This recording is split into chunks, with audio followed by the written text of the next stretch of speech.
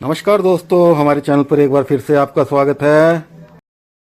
और आज की वीडियो में हम तीन अलग अलग बुलेट्स फायर करेंगे .22 की, जिसमें एक रहेगी एली स्पोर्ट और एक रहेगी विंचेस्टर और एक रहेगी सीसीआई।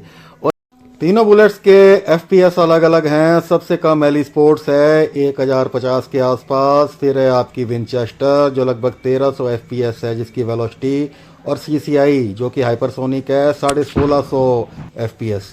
तो सबकी साउंड अलग अलग रहेगी। तो देखते हैं आज की वीडियो।